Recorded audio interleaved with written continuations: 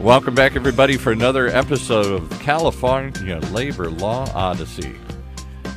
A strange and murky world that we're entering into that you're not going to believe. With our host, Tom Manzo, the one who's seen more of it than any of us would ever want to see, and has built an organization called PAGA around it to try and bring some of this to light.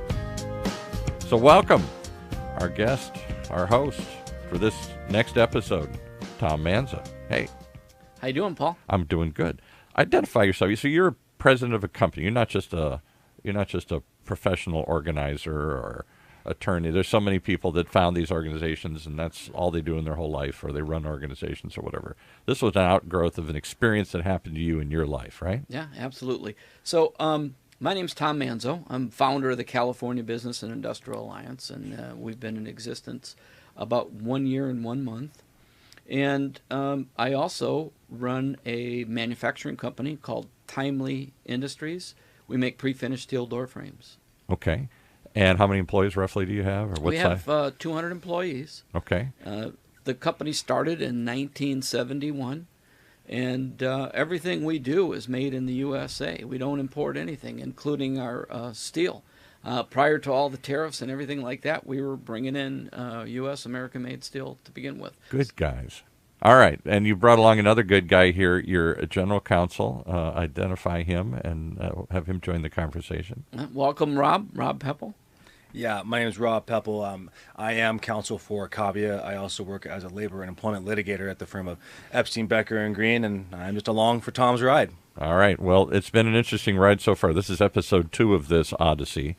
And in episode 1, we really tried to unpack it. I'm not even sure we did it full justice in a full hour, this law called PAGA. Just remind us, what is PAGA? It's the Private Attorney General Act, and they call it the Sue Your Boss law. Because in 2004, the state of California, in its ultimate wisdom, decided they didn't have enough people or money or talent or time to go find all the labor law violations. So they're going to deputize every employee of every company to find these violations, to hire an attorney, to notify us of that a violation, and if we do nothing else, then they can sue on behalf of the state. Well, I mean, just think about it. I mean, if you allow trial attorneys to enforce labor laws, it's probably an accident waiting to happen. Yeah, because they get big bucks. And most of these cases, as you say, are so difficult. The two problems to them. One, they're so expensive to defend. Two, the labor laws are so filled with so much minutia and detail that many companies probably don't know how to, haven't been complying with them to that letter of the law. They might be 2 seconds late on lunches. They might be 2 minutes late on lunches. They might they might accidentally give somebody the wrong employee ID number on their pay stub or something like that. A whole realm of these, what we would think of as relatively minor violations, can institute one of these actions and lead to millions and millions of dollars of potential liability and penalties, right? It's very complex and it's very overwhelming. And, you know, I've since I started my group, I've done a lot of different op-eds. I've been on some radio shows. And the biggest reason, you know, one of the reasons I wanted to do this show and do the podcast is because you just sometimes don't have enough time to explain a lot of these details and what it is. Boy, we found that out. Go listen to episode 1 for anybody who wants to get educated on what PAGA is. And we just, every time I'd ask a question, you're like, well, wait, but there's 4 more examples. Because PAGA doesn't just empower the employee to potentially sue their boss on behalf of the state. It then opens the door to all sorts of discovery, which can lead to even more violations and more problems. So as in many of the cases that you said, an employee gets fired for good cause, but's angry and goes find an attorney, and the attorney says, I can't help you. You were fired for good cause, but show me your pay stub. Show me your this. Maybe there's some other stuff we can find. And in the process, we'll find even more stuff. And then you go back and send a couple lawyers in and say, we're going to sue for this amount of money, and here's what we found. And the firm says, we can't fight that. It's too expensive, too time-consuming here. And we'll, how much you want? $1 million? Go away. Yeah. And, you know, I'm getting calls now almost daily, almost every day. And this law is being, first off, it shouldn't be a law to begin with. And second off, it's getting so over-abused that it's not even funny. And something has to be done. It has to change. Is this a law that only exists in California, or are there California is the only one, although they're trying to import it, export it to New York. And New York's talking about it. Wow. Okay, so let's talk about your story. What motivated you as president of this company called Timely, where you make, what do you make, doors? And Door frames. Door frames. Yep, door frames. And you got a couple of employees. You're a typical company here in Southern California. We think there's, what, 250,000, 500,000 of you guys. Nobody knows exactly how many there are, but there's a lot of companies of your size. A lot of small to medium-sized businesses. Right. And, Timely, we took great pride in being a family-run business. It's owned by Bob Day, his son's involved, Jesse Day, and it's been in their family since it started. And Which is a while back in the 1971. Okay. And that was one thing that I asked the owner when I was granted the opportunity to run his company. How do we want to do things? And you always tell me, Tom, run it like a family, make decisions like a family, and to put that into perspective, the average length of employment for a lot of the Timely employees is 24 years. Wow. We've had people there as long as they're working there right now. We have 3 that have been at 38 years. We also have 52 immediate family members and 26 extended family members. Wow. So this really is a family business. So okay. I mean, a lot of people will say, "Hey, don't bring in too much family. Don't hire too much family." Well, we chose not to take that path. You are what every politician, left, right, or center, wants to see happen more of. Small to mid-sized businesses are the foundation of our American system. It's what empowers people. It allows people to rise up and claim a piece of the American pie here. And everything made in the United States. We're not importing anything. There you go. So that's all very, very rare. Good, plaudable things. I don't think I'm saying anything that anybody wouldn't agree with.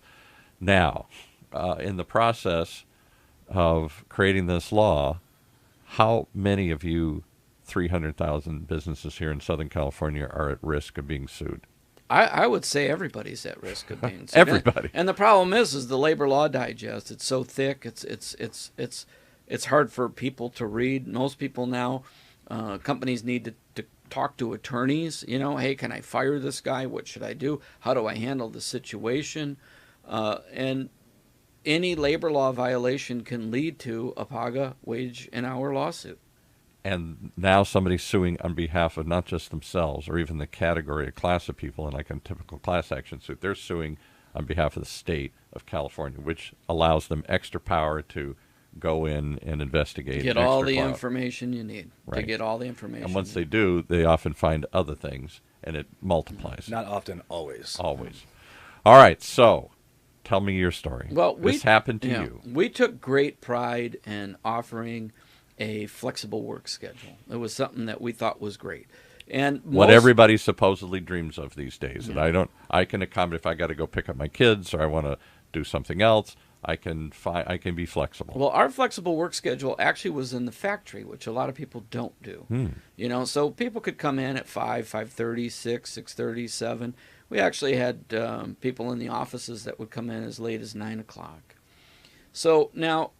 And they were what? Given as long as you accomplish this in that period of time, okay. Everybody, teamwork, we worked together, the job we wanted to get out, we knew we had to ship out these frames. They were due to be shipped today. When we get that done, that's all we cared about. Right.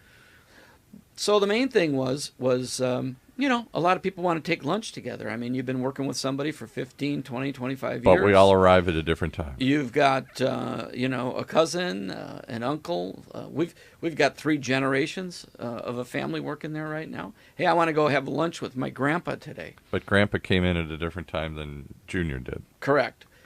So what we did is everybody took their lunch at 11. The lunch actually got moved from 11 to 11:10 because the lunch truck, who had been coming to Timely for 30-some years, had some type of a delay, and they said, is there any way we can come at 11:10 instead of 11? Sure. And everybody agreed, yeah, just come at 11:10.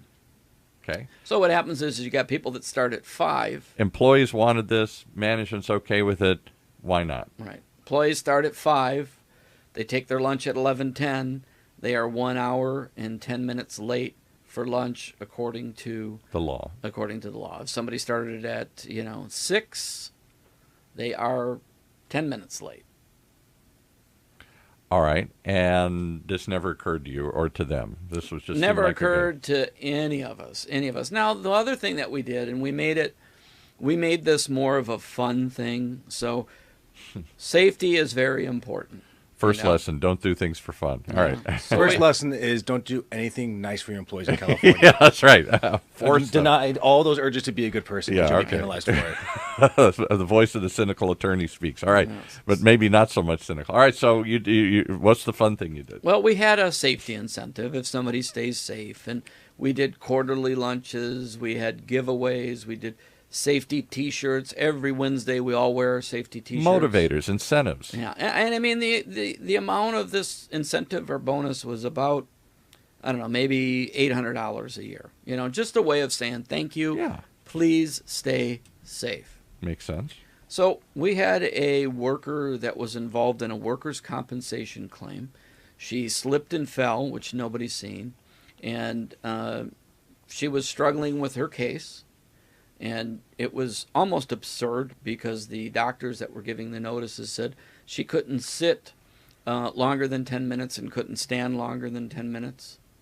She couldn't bend, she couldn't do this, she couldn't do that, all from the slip and fall. Well, that's a whole nother case. There are notorious slip and fall agents all over the country here whose professional job is to be a con man and slip and fall and get a quick settlement. So she gets referred to an attorney, Right. and the attorney says, let me take a look at your paycheck stub.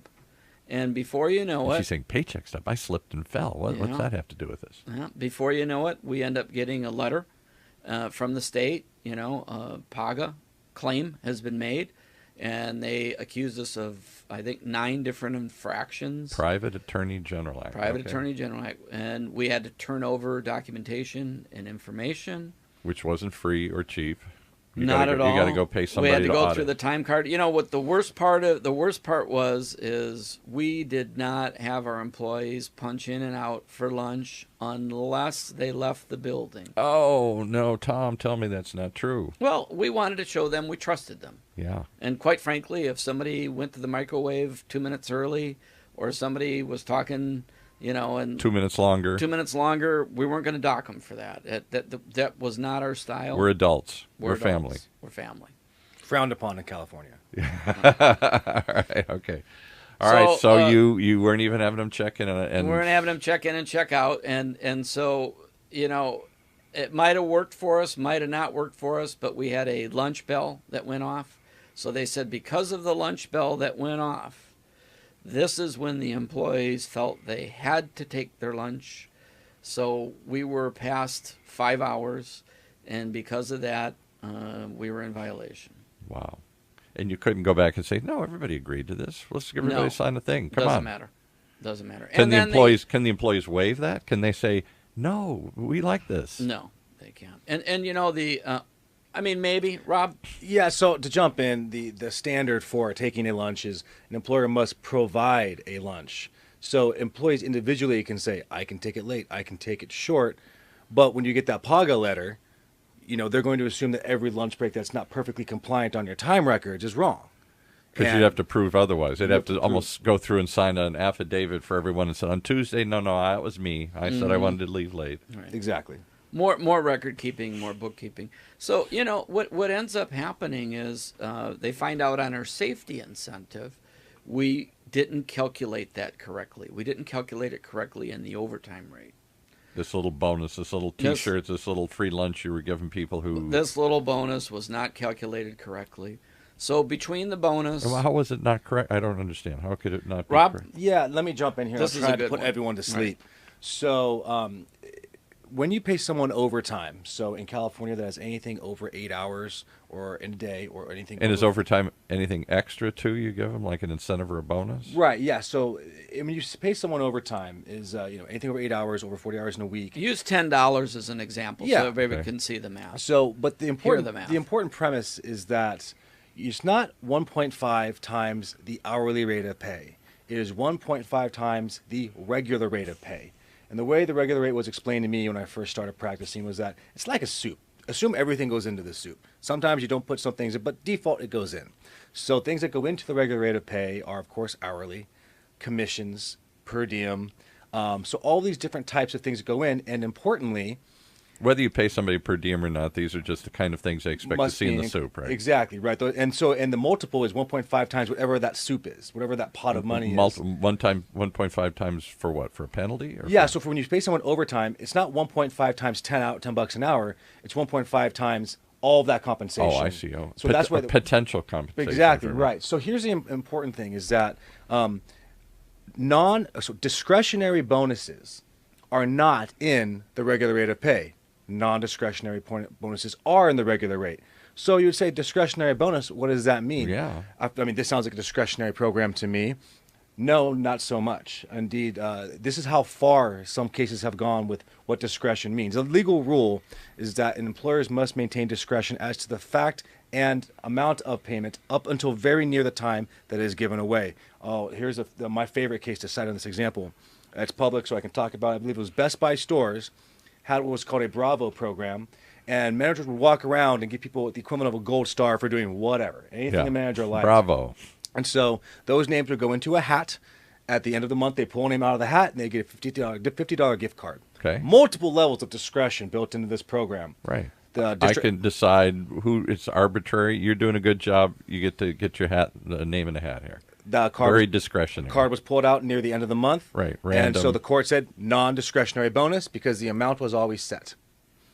So even though the people who were chosen, Yeah, that's what happened with our safety incentive. It became non-discretionary. So because it's non-discretionary, it should have been calculated when you're figuring overtime. That little bit amount should have been thrown in Back in. So when I go 1.5, it should be their wage plus this little bit of. How would it work out if I gave them a $10 discretionary, non-discretionary bonus?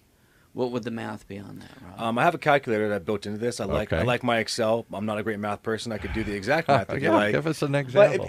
the point is essentially it ends up being pennies on the dollar. But let's put it this way: if you have a $10 safety incentive bonus, you'd have to calculate the number of overtime hours worked in the period, and then you would try to say, look, you've already paid 1.5 times the hourly rate. Mm-hmm. You just have to go back and say, well, if I had added that $10 into all the money they made in that period and multiplied that little amount by 1.5, you're talking about 10, 12 cents maybe. Pennies. And but again, the fact it was wrong. then That's and you asked. Doesn't matter how much. It was wrong because you didn't add this. This thing wasn't non-discretionary, this little bonus that they could get, this little free gift card for being safe. That was non-discretionary because it was a fixed amount. And it wasn't completely arbitrary. And therefore, it should have been added into the wage and overtime calculations, even if it only amounted to pennies. And because it wasn't, what happened? Well, again, we're going back to the 250,000 employers example. Right. How many of these employers are going to know that? I mean, you talk about a small flower shop that employs 7 or 8 people, and they did a great job. They delivered more flowers than they ever did, and they came back in time and they were safe. And you say, hey, you know what? Here's a gift card. Take your wife out tonight for dinner, and that gift Right. card was $50. You know what? That gift card better be put in there. And they better calculate that in. When they And calculate their other wages and overtime. if they don't, they could have a huge problem on their hands. So in trying to do something good, you did something bad that can be exploited by somebody if they want to. When they dig this out, some attorney who's trying to ding you, hit you, and hold you up for as much as he can get. And so in your case, what happened? One employee started this. The long and short of it is that it cost Timely $1 million. And believe this or not, the final settlement amount and everything, which I can't disclose anything as of today, is not going to be until October. And this lawsuit started in December of 2016. Wow. So an employee came to you and said, everybody's nightmare, and said, I slipped and fall. Nobody saw it. They're struggling to win this case. They get a smart attorney, and the attorney says, let's forget the slip and fall stuff. There's bigger money. There's bigger fish to fry. Right. Show me your pay stub. Show me this. They found out that you guys are giving a bonus, and that should have been figured into their wage calculations. And because it wasn't, even though it would have meant pennies, it means $1 million to you. $1 million to us. And think about what we could have done. With $1 million, factory improvements, more wages for our employees. Yeah, right. I mean, there's a more additional healthcare benefits or whatever you do or don't give. I mean, there's a lot of things employees would love to do with that $1 million. We give healthcare benefits. We have matching 401k.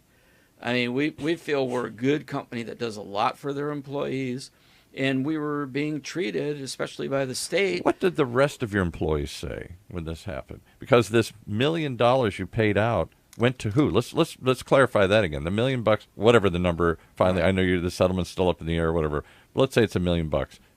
Who got it? She got it? Well, no. I mean, again, what she would get would be maybe $1,500. I mean, these things, the employee. That's the outrageous part. This was there to protect the employees, right, and to penalize the employers and hold them accountable to reasonable standards here. It doesn't seem to be too reasonable. Most cases turn out that about a third of the money gets divvied out to the employees. And that third of money that gets divvied out to the employees is spread out amongst the 200. But since the case went back 4 years, we had 100 employees who came and went during that period of time. Came and went during that time period. So you got about 300 employees in the class. And, they have all these other additional expenses. And the 2/3 got eaten up by who? State gets eaten up by the attorneys. You said the benefits people pay. There's somebody got to hire to pay the benefits out. Write the checks. The administrator. You got administrators. You got all this different stuff to deal with. So a seemingly minor mistake gets discovered through this process, gets turned into a major $1 million fine, or a penalized penalty or settlement or whatever you call it, and in the process, not much goes to the employees. And nobody's complained about this. I mean, we never had anybody come up to us and say, we don't like the lunch hour. This just isn't working out. Right. And in fact, it was done with their excitement, with their cooperation, with their cooperation. And so now today, Timely has no flexible work schedule. No. You start at 6 or you start at 8. It's one of the two. And you all got to go at and you all take a lunch and at the same time. And what did you do to your safety bonus? Safety incentive is gone. No more safety incentive. Wow.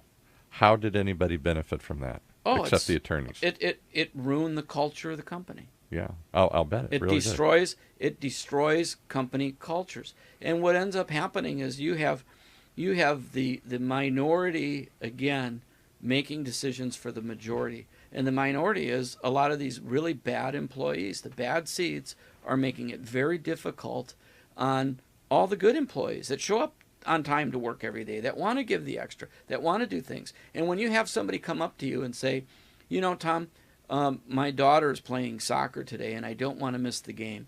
Do you mind if I start a little bit earlier and, I leave early and I miss one of my breaks? Right. I can't do that anymore. They have to take their break. They have to take their lunch. Wow. You can't work with these employees, and it's totally, totally unfair. And that's not how this country was built. Well, I'll tell you what else is unfair is we got to take a break in the middle of the story here because we got to pay some bills. We got to talk about the sponsor of the show, and we got to give everybody a chance to digest this. So let's do that and come back and hear more about your amazing odyssey that led you to create this organization. All that and more when we come back here on the California Labor Law Odyssey Show.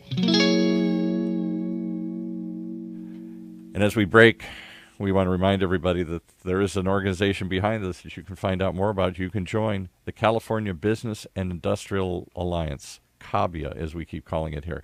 It's a new trade organization, been around a year or so, founded by business executives like the gentleman speaking to us today, and entrepreneurs like you and me who are tired of complaining about the state's hostile job creation climate and ready to do something out of it. And by we mean hostile, we mean these kinds of ridiculous labor law stipulations, this 1,000-plus labor law digest that can get so easily misused and turned into, I'm going to call it a holdup for money. So CABIA is seeking members for its interest coalition of businesses. We'd love you to check us out. CABIA, CABIA.org. Go check it out and see what you can learn about the liabilities looming for your organization and those like you. And hopefully some things you can do about it. All right, so what did you do about it after you got hit with this and you fought it? It must have been a shock when you found out what kind of liability you were facing. Oh, it's terrifying, and you sit there and you worry daily about it, and you're dealing, with attorney calls. We're going to find $1 million. Yeah, I mean it's devastating to anybody that's been hit through it. How did you pay it? Did you have $1 million? Did you have to raise prices? Did you have to borrow money? Well, you can't raise prices because we're business to business, and we're competing with other manufacturers across the United States and in China, so it becomes very difficult. How did you take that hit? Do most businesses have $1 million laying around ready for a rainy day like this? Most businesses end up in payment plans. Right. So, payment plans. Okay. Yeah. So, I didn't know you could do a payment plan. Oh, of course. Let's make it convenient. Plans attorneys will take their money any way they can get it. Oh, yeah. All right. So a payment plan set up, and we're into this, and we're going to have to figure this in. This comes out of our bottom line profit.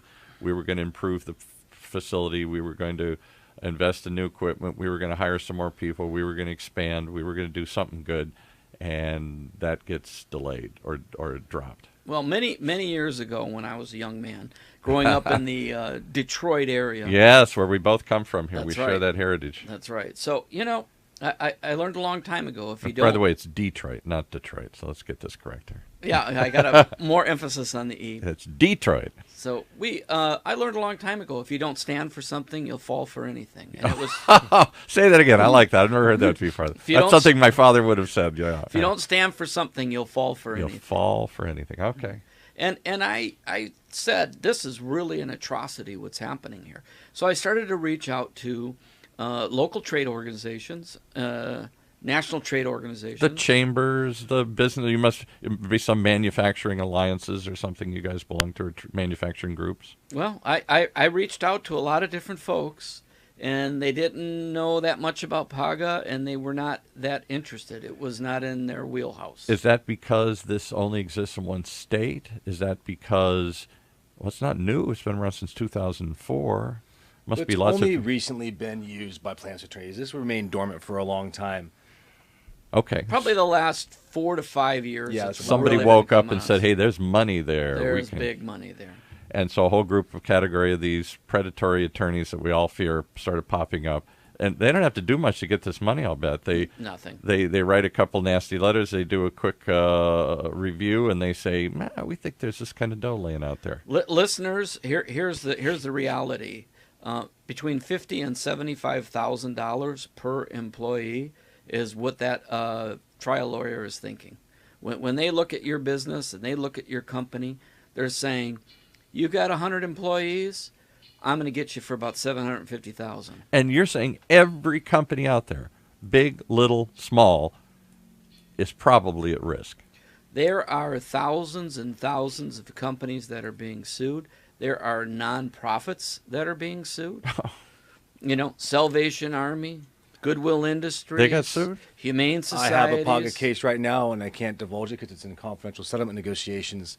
Let's put it this way. The organization provides special services for people with AIDS that are too dangerous or too sick to be housed in medical.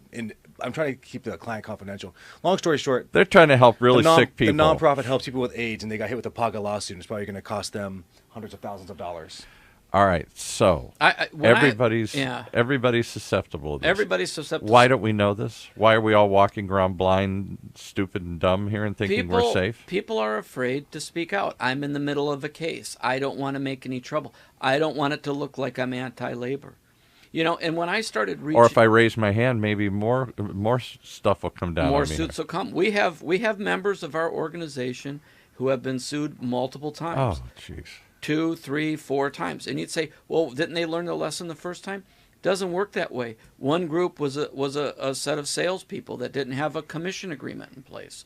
One group was a set of drivers that they weren't documenting their lunches correctly. One group was a set of warehouse workers. Wow. So people just don't understand it. So, I started reaching out to a lot of the local politicians, and they did not understand it. They did not know. What is this? What? I haven't heard anything. Well, yeah, there is something. Well, people are too interested in things that aren't helping business. And that's why I started the California Business and Industrial Alliance. All right. I mean, I reached out to Garcetti's office. Right. So, Gil Garcetti, he says, well, and I never got to talk to him, because he's too high and mighty for us. Okay. So, and what ends up happening is Let's not be bitter here. Let's not be nasty. Oh, well, I got to talk to some of his underlings, and pretty much they says, hey, it's a state issue. There's nothing we can do. Yes, there is something you can do. You've got people in Los Angeles, your city Suffering. getting hit. You can at least speak out about it and support some kind of a change. But there's so many groups that supposedly speak for. I'm thinking of the U.S. Whatever they call it. There's the United States. I don't know. Chamber of Commerce? Yeah, the chambers, the local chambers, But, the national chambers, all that kind of stuff. Back to the mentality of what's going on here. The city of Los Angeles is more interested in naming the city Indigenous Day instead of Columbus Day. Yeah, wow. Well, what about the businesses? We don't care either way. We'd like some help and some support. And truthfully, every politician, we have lots of them come through here, left, right, or center, nobody's saying anti-small business. Whether they are or aren't, that's not something that's not a platform. They might be talking about it, but they're not doing anything about it. Yeah. And I did reach out to the California Chamber of Commerce. And I said, hey, guys, and they said, I've read a couple of your op-eds, and, we might have you come speak at a couple of events. And I thought, boy, this is exciting. I can't wait to do this. Well, I got a link, and an email, and I can do that if I give them between $20,000 and $100,000. What? And at that point, I said, I can start my own organization, For and I'm going to do this on my $20,000, own. yeah. I'm not a career politician, and I'm not a career trade group guy. I'm a businessman, and I know what businesses need right now. And businesses need a real voice, somebody that's going to say, Yes. hey, this is enough. Let's do something about it. And that's the power of this podcast. You now have a voice, and we'll turn it into a YouTube and other things. You have the power to tell your own story directly to your members and to the public at large. So what do you want them to hear? Well, I think the main thing is they have to really realize there's so many of these lawsuits and so many people are getting hit. They're not alone. Rob was with us up in San Jose on Monday, and that was the one comment that one of those owners made that got hit with a PAGA lawsuit. He said, I thought I was alone in this. Yeah, never heard of it. None of my friends know anything about it. You're not alone, and people are just getting creamed over these things, and it can be anything. It can be a commission agreement that isn't written. It can be late lunches. It can be a misclassified incentive. It could be a misclassified bonus. Which all, when they really get settled and said and done, don't amount to a lot of money. No.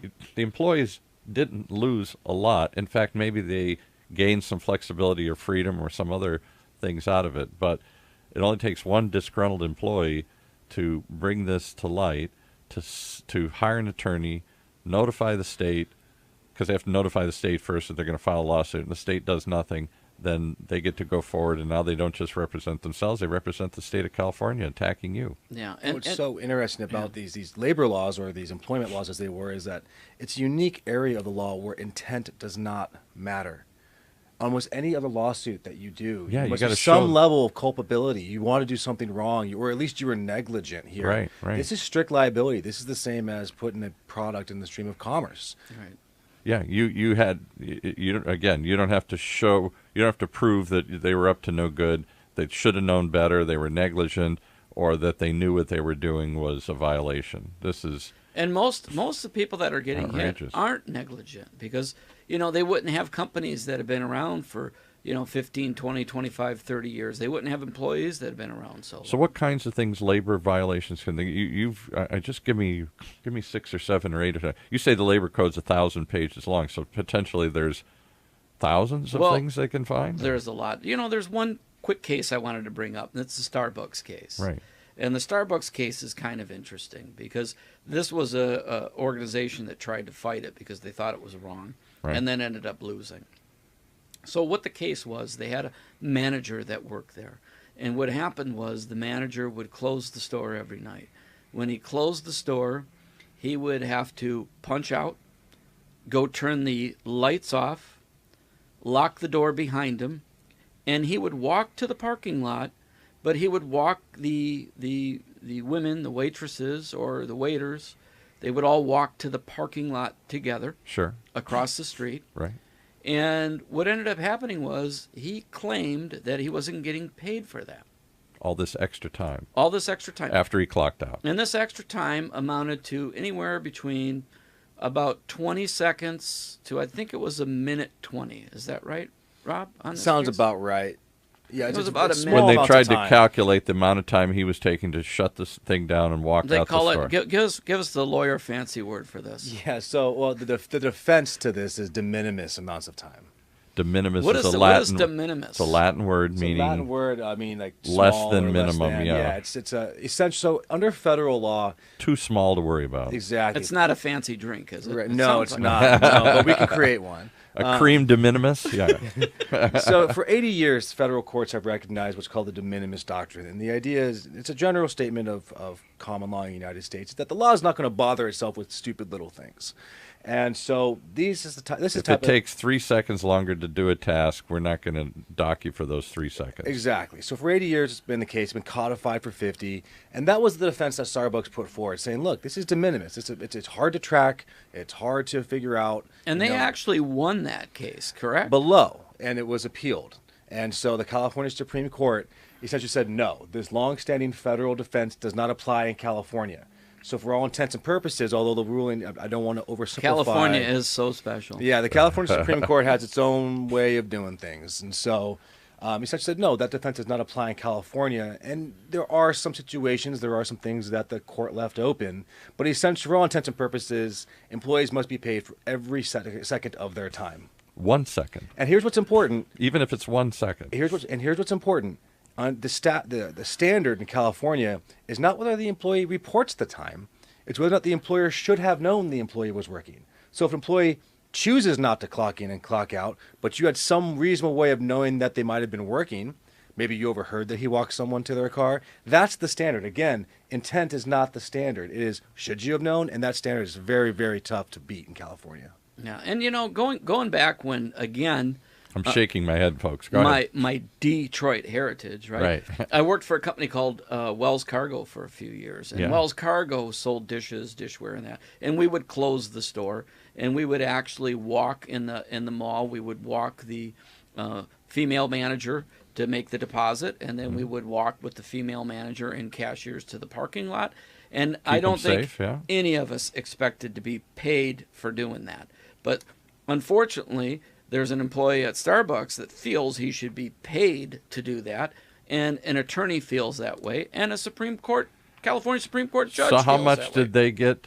What was the settlement, and how much did that? This was a judgment. Yeah. But they're Judgment still means it fighting actually went to court. But you know how much the employee got, don't you, Rob? He's going to get. Off the top of my head, I don't. I know it's some like $148. It was $600. It was yeah. $670, and the Supreme Court judge said, "Hey, over 4 years, $670. He could have bought some groceries with that."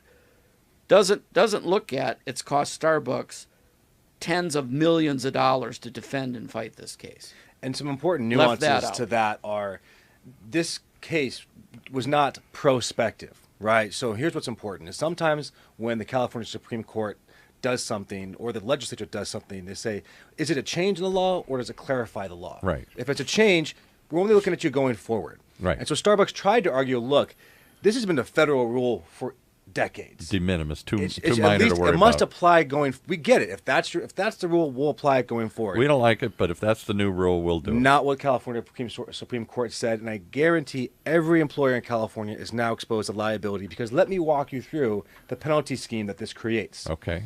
An employee works a de minimis amount of time, which we've covered can mean just about anything. They don't have to report it if you have reason to know they worked it. Few seconds, few minutes. Seconds. So let's say that employee now receives a pay stub that does not have that time they didn't maybe report, you didn't know about, and not reflected on it. They didn't report it, you didn't report it, but it's there. Now you have inaccurate pay stubs. Some would argue, we fight this often at my firm, but the penalty scheme for inaccurate pay stubs under the statute of California is $50 for the first wrong one, $100 for every one thereafter. This goes back 3 years.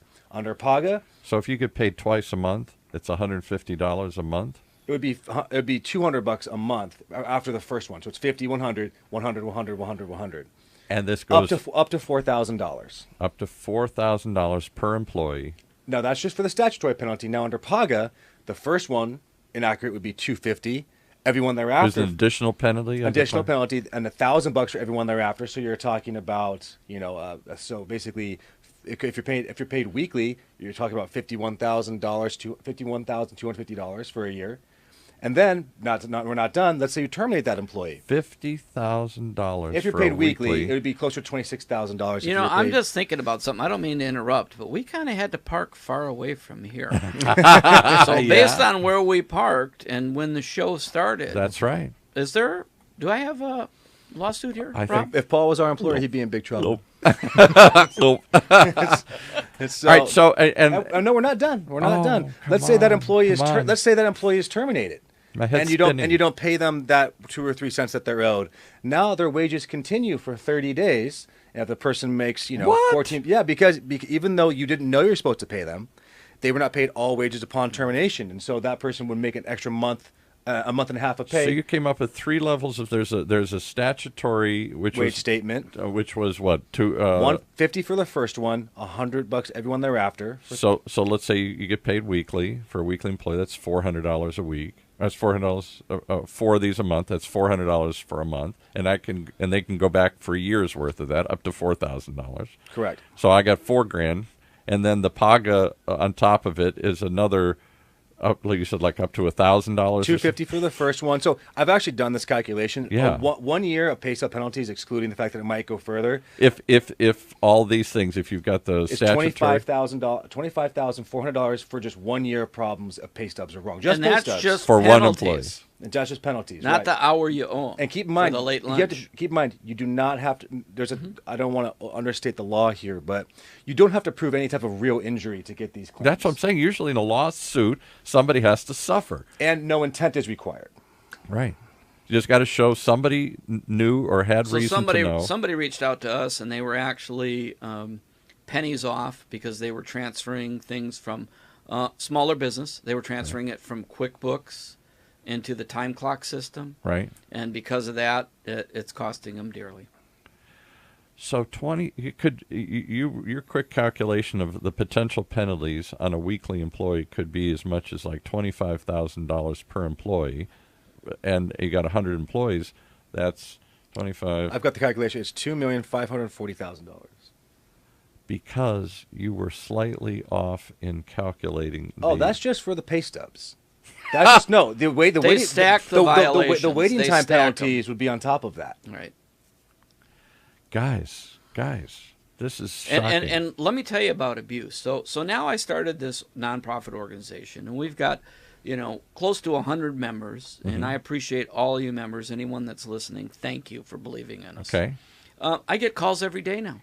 I got a call from somebody in Oakland, California. He's had a security company for, I don't know, maybe 15 years now. He is a Iraqi war veteran. Right. He was a police officer, upstanding person in the community. Good guy. Good guy, running a good company. He had an employee that came and worked for him for 5 days in training. And 2 months later, he got a PAGA lawsuit, and the 5-day employee said, I didn't get my lunch on time. And you can't just say, here's $50, go away. No. Here's your lunches. No. It's now turned into, because you got attorneys who want big bucks, you got administrators who want to get big bucks, you got a whole community of people that are going to feed off of this. Yeah. I mean, it's just unbelievable. And I'm telling you, it is every day I'm getting calls. All right, well, we're going to tune in each and every week as we start to tell these stories, and we hope that people will tune in, because I don't believe them. I know people listening shaking their heads saying, this can't be. This can't be. Why have I never heard of this? Why is this not in front page news? Why isn't every trade group in the country fighting about this, talking about this? Why does it take a new organization like yours? Why? Answer that. Why is this so under the radar? Well, I'm hoping that, you're going to help bring it to more light on your radio show. We're going to do that, and that's exactly what we're going to do. We're going to start standing up and telling these stories. Each and every week, we're going to bring in people, real-life stories, real-life examples, and you won't believe them. You will not believe them. Believe me. Tune in each and every week to hear what is really happening right there. And more than the horror story, what can be done, right? We're going to try. There is some hope. There is some ways to maybe avoid these, lessen them, fight them, and maybe just band together and change the law. How about that? That's what we want to do. And that's an important thing that CABIA does. A lot of education. Come to a meeting, watch our presentations. We do try to educate and teach people how to at least minimally comply with the law to keep your target off of your back without a plaintiff's attorney. Right. And to make it harder to get sued, and to more likely that you won't suffer these kinds of massive fines and penalties. And maybe by banding together and speaking up, we can change what seems to be an out-of-control situation. We need to join forces. We all need to be one. If we can rally and organize, we can accomplish it. There's hope. All right, tune in each and every week to hear the most amazing stories to people and business owners just like you and what they're going through today. You won't believe any of them. And if that doesn't wake you up, nothing will. Because if we don't wake up, this is going to continue to grow and turn into a major problem for all of us here. All right, thank you guys for coming so much. Thanks, Paul. Tell us how Thanks, Rob, for being on the show. Tell us Happy to be here. Tell us how they reach both of you or organizations or whatever if they want to hear more. CABIA.org, CABIA.org, and call me. All right, and Rob, you work for a labor firm. We're general counsel for CABIA, but go ahead and go through CABIA if you want to get to us. I do work at the law firm Epstein, Becker and Green. And you guys work with other employers trying to fight these things. Yes, we specialize in employment litigation, and but come to Tom first. Share your woes, and then he'll get you to me if you need me. Okay, well, and get this on your smartphone. Get this, subscribe to this podcast, iTunes and other places as we get this up and going here. This is just episode 2. We wanted to, episode 1, go back and listen to it. It tells you about the law itself, its history, and its abuse and its growth. And episode 2 was just to tell you a little bit about the men behind this organization and how they suffered and why they forced them to take action. We hope you will too, by, if nothing else, taking the action of listening each and every week to the California Labor Law Odyssey. Thanks, guys.